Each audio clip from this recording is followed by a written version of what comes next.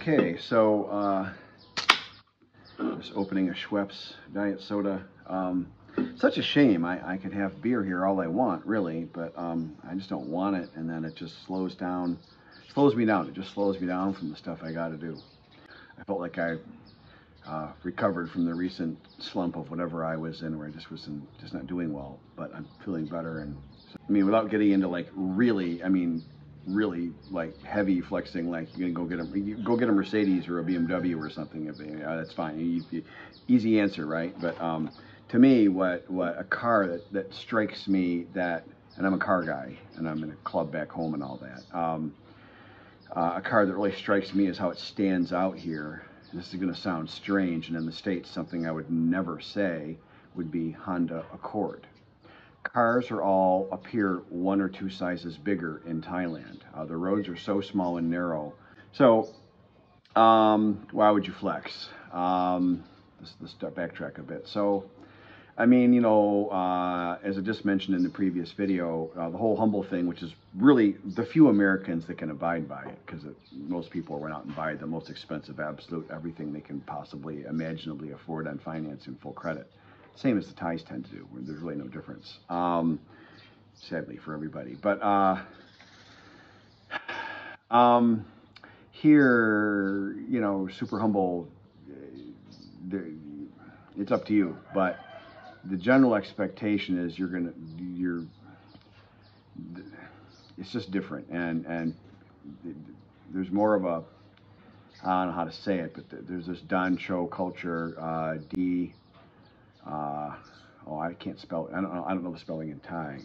It's probably Dodek, Sala No Nu, Dawn, and then Cho. I know the Paiban is CHOO, Don Cho. It's show. Show is the same word in English as Thai. They pronounce it somewhat differently here, but Dawn is have to show. It's the have to show culture, Don Cho. And if you're in a more competitive environment and you're having some fun and you want to stand out a little bit, or you want to look good, okay, I'm not saying do all these things, but here's some things you could do if you want to try to, you know, create a little image for yourself and have some fun. So the most expensive thing would be the car. I say Honda Accord. Here's the thing on car color, and car color is kind of a bigger thing here and there's some stigma, things attached to car colors here that isn't in the States. So let me clue you in. The average general cars, as you have already observed, is white, silver. They have like 17 shades of silver here, and like that because the heat of the sun, obviously. And traditional Thais will pick one of those colors, or they'll pick just a drab blend in, not a Don Cho color. There's a lot of tan and bronze and kind of dirty, muddy colors and all that, and that's fine.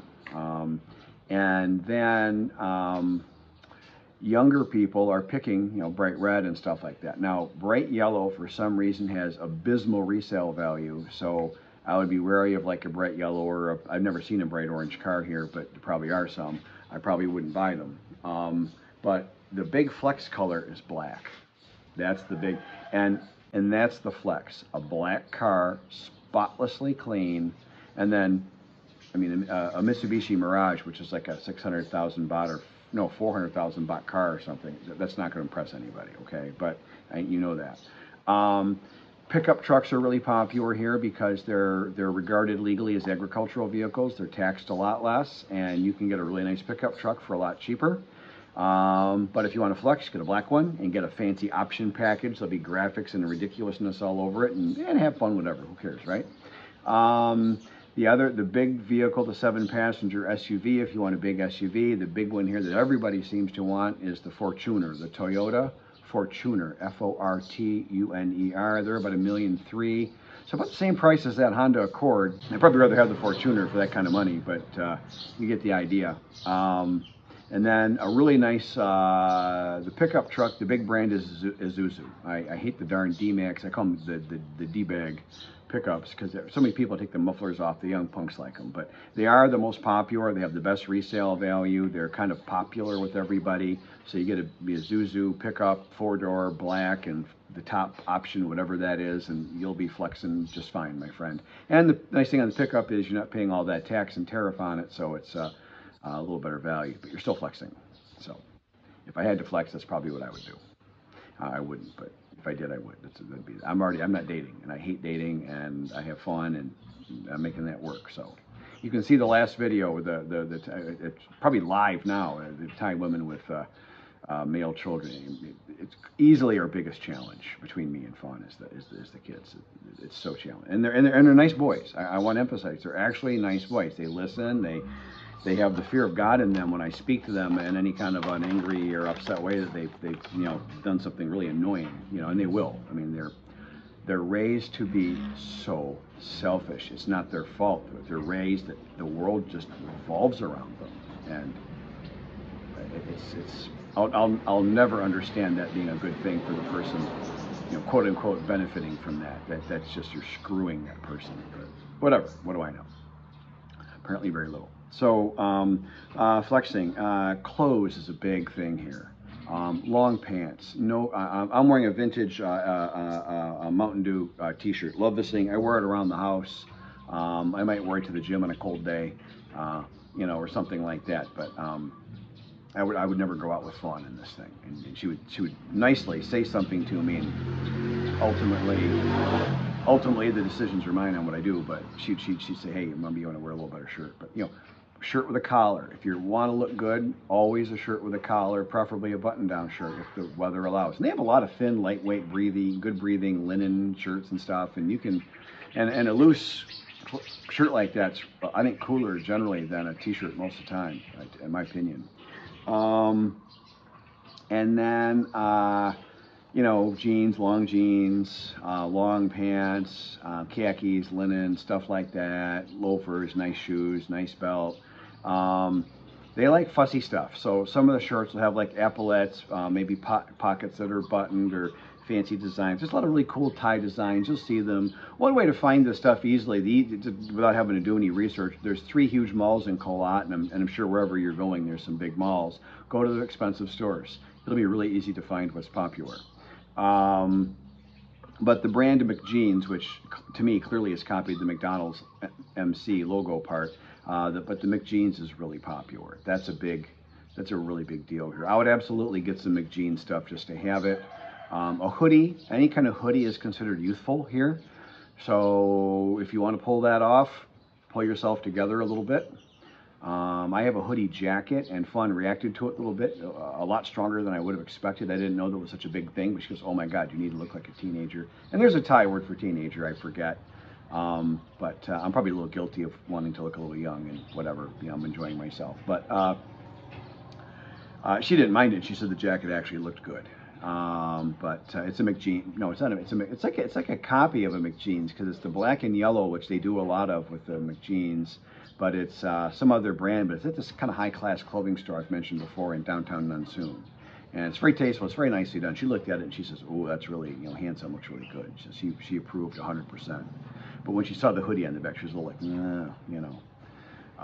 like, clean yourself up a little bit, get a nice haircut, some nice glasses, and all that. You can maybe pull off the hoodie thing. Enjoy it. Flexing, of course. You can go to, take people to dinner and stuff. You'll find that Thais may not be super eager to, it's such a big, you're doing them a great favor if you take them to dinner. Traditional Thais don't eat out much. That's a Western thing. I don't know about eating out, but you can go to some nice, but they do like some of the fancy restaurants with the man-made lakes and all the neon lighting at night and the all the selfie spots. They do kind of like that because that's like a little tiny vacation, like a little adventure, and they can take selfies and put that on social media, and they like doing that. So that's a little different. If you research and find a restaurant that has all that, and they're all around you, I guarantee it, and the coffee shops as well. And then you can do that, and that they'll kind of like. That's like a little tiny Baitio Lek. That's like a little tiny trip, and you drive, half hour or whatever it is to this fancy restaurant that's got all this beautiful, and then they'll take a bunch of pictures and they'll have some dinner, and that'll be fine. And your real traditional Thais, of course, don't drink alcohol, so taking them to a bar or something will be kind of lost. Kunpa has about 2 drinks a year. He seems like he's a pretty observant Buddhist, Thai Buddhist, from what I see. The almost nothing that I know about all that, but I know they've all told me that they're not supposed to drink alcohol, particularly the women, but none of them are really supposed to. But offering a lady a drink of alcohol on a date is a nice thing for a Thai lady, because they, in my experience, will all claim to be Isan, and then they want to get drunk. Well, you're not really traditional Isan. It's fine, but now we know you're something different, and we can assess if that's something you're interested in or not. So that did help me. That's one of the few things I did not screw up dating. Everything else I pretty much did wrong. Pretty much made myself rather unhappy, and at one point deeply unhappy. So being dumb and dating here is not good. Anyhow, so back to flexing. You know, you want to get the nice haircut, cut short on. I like to cut short on the sides because it's hot here anyways. But they're cut short on the sides.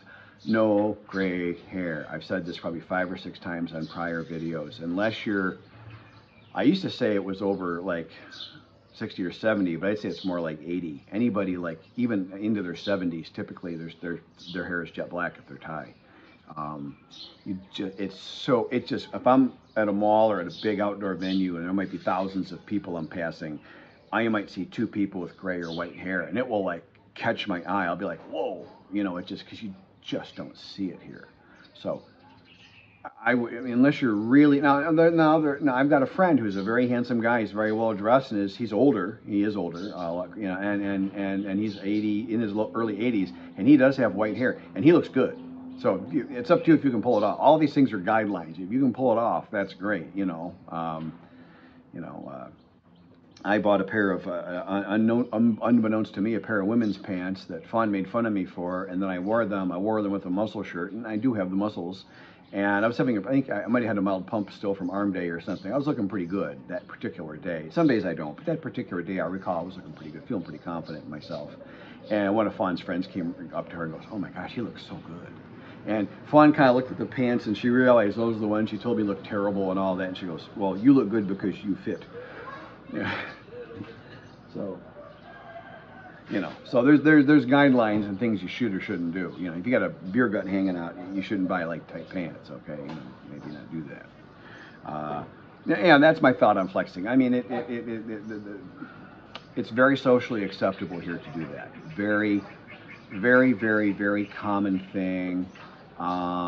I probably flex, although I don't probably admit it to myself, probably when I'm wearing my muscle shirts and I'm walking to the market, or no shirt, and if I have on a good day, you can see all 6 of my 6-pack.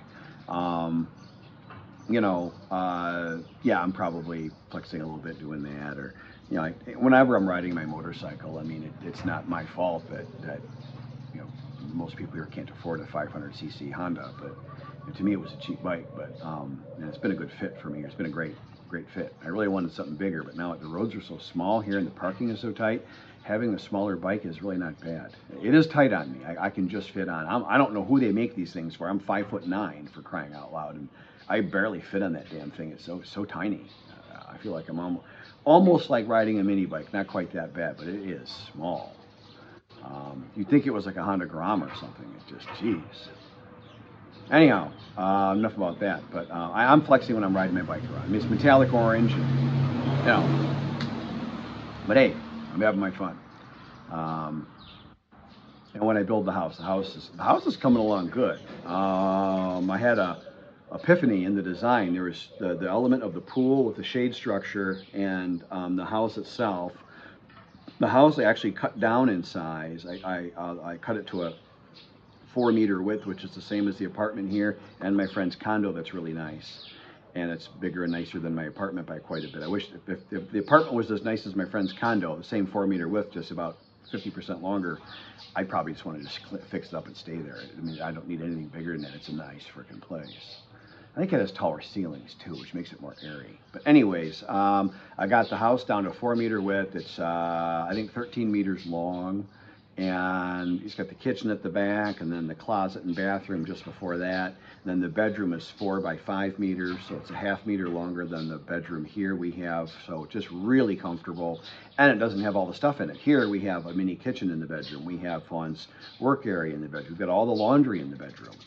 In the new place, none of that has to be there. So now the room's going to appear huge, you know, so really good. And then it's got a 4x4 meter rec room, living room, whatever you want to call it, on the front with a door between the two air conditioners. The air conditioner from here will pour it over, done. And then buy one new smaller air conditioner, done. And with the insulated building, this building here is uninsulated, so the air conditioners will be easily, you know, not needed. I'll buy probably a little one for the front room because it's going to be, with the insulation, I'm not going to need a whole lot of BTU cooling. But anyway, but that building, and then the shade structure over the pool next to it, I pulled the shade structure forward 3 meters, I think it was, and it's a 7 wide by 6 meter long shade structure. Yes, that's correct. And the pool's 4 meters wide by 10 meters long, which is what the smallest I can swim laps in and just get a little something out of. And then I had the epiphany of, even though the pool shade structure goes forward of the home, I have a one wall go all the way across the pool and kind of bisect the pool, this flying buttress wall with a hole in it for the pool to be underneath the water. So about, say, 4 feet above water level is this big rectangular opening. If the pool is 4 meters wide, this opening would be, say, 6 meters wide. 6 meters is about right. And when you pull up to the house, it's going to look like all this house and the pool half in the house and half out of the house. And I can even line up some faux windows on the top and just mess with everybody. So in terms of fawn saving face, with the house looking good, it'll look damn good. All that, making that shade structure for the pool a little nicer is going to cost all of $2,000 US or something, and it's worth that to make it look nice and have fun, feel good about it, and try and show off a couple of my skills I hopefully picked up along the way doing this for 35 years, so in various capacities. So it'd be kind of cool. And I've got a way to do it really cheap, but make it look nice, and it'll strengthen the house. That big flying buttress is going to anchor that house against a windstorm. Absolutely. It's going to be all triangulated steel behind it, so it'll be very, you know, Godzilla would have a hard time moving it. So it'd be kind of cool. Anyways, that's my thing on flexing. You know, generally in America, we don't do it. It's looked down on. Here, I would say it's not. If you want to, I wouldn't go crazy. I mean, definitely don't rub anyone's nose and anything. Don't cause anyone else to lose face. Don't do that. Be very wary of the saving face. But you can be having a good time and have a few nice things if you want, particularly when you're dating. I get that. And that will attract Thai women to you. Absolutely. It's up to you to figure out if they're good or not. Goodbye. Good luck. I really like this little video clip. I sent this today to my brother-in-law who's married to my baby sister. I'm constantly egging him on with this, and you see what I mean. I'm walking in the sun, so it's really handy if you've got a Thai lady to just follow you around with an umbrella. She might be in the sun from time to time, but I'm always in the shade. Just something to think about with Barbara, maybe something she can work on. You know, always good to have goals. Hi. No, thank you for supporting my YouTube channel. Thank you very much.